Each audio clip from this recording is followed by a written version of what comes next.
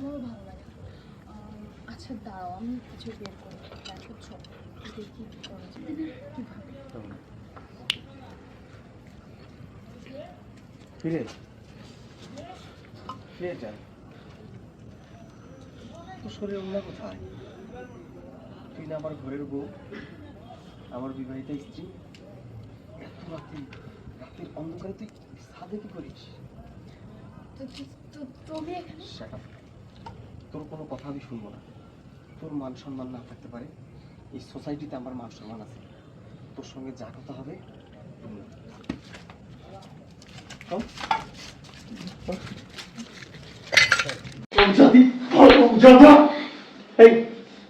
কতদিন থেকে চলছে? কি রে, কে এটা? কথা জবাব দে, কে এটা? দেখো তুমি যা ভাবছো সেটা না। কে? আমি কি ভাবছি বল, আমি কি ভাবছি? রাতের অন্ধকারে তুই একটা পরপুরুষ নিয়ে ছাদের চিপাই যে তুই তোকে জড়াই ধরতেছিস, তুই ওকে জড়াই ধরতেছিস।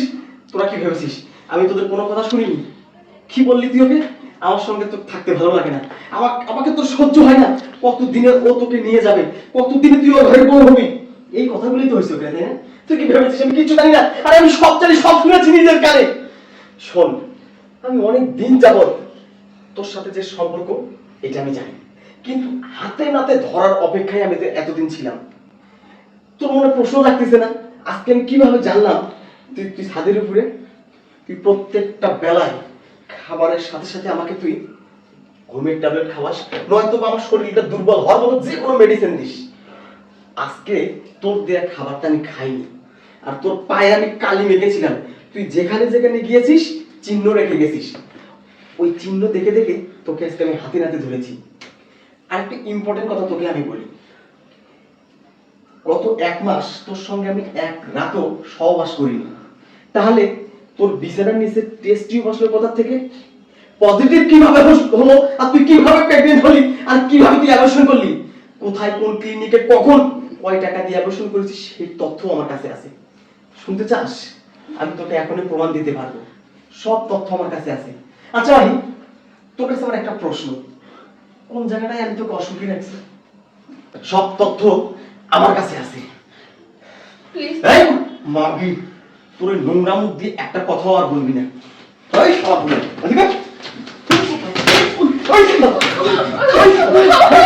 ওকে ক্ষমা করে দাও প্লিজ, ওকে ক্ষমা করে দাও। তুই আমার জীবনটা নষ্ট করে দিয়েছিস, তুই আমার বেঁচে থাকাকে হারাম করে দিয়েছিস। প্লিজ এবারে মতো আমাকে ক্ষমা করে দাও প্লিজ, আমি আর ভুল করবো না, প্লিজ তুমি আমাকে ক্ষমা করে দাও প্লিজ। ওঠ, তোকে ক্ষমা করতে বলছিস, তোকে আমি কিভাবে ক্ষমা করবো রে? আরে বল, তোকে আমি কিভাবে ক্ষমা করবো? কথার উত্তর দে, তোকে আমি কিভাবে ক্ষমা করবো? আমি আর ভুল করবো না আমার জীবনটা তুই শেষ করে দিলি। আমি আর কোনো ভুল করবো না, তুমি আমাকে ক্ষমা করে দাও। তুই আমার একটা কথা শোন, এই শালা এদিকে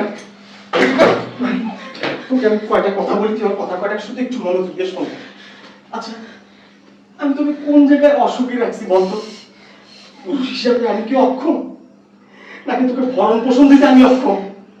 বল, তুই আমাকে যখন যা বলেছিস আমি আমার রক্ত পানি করে আমি তোকে সমস্ত কিছু দিয়েছি।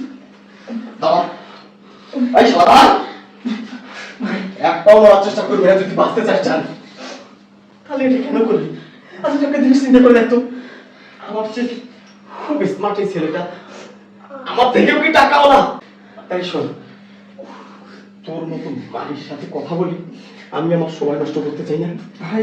এই চুপ, আমার একটা মান সম্মান আছে।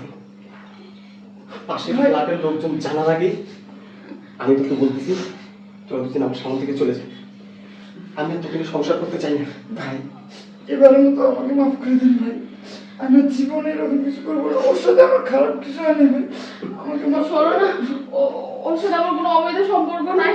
শোন, অপরাধী অপরাধ করে কখনো স্বীকার করে না সে অপরাধ করেছে।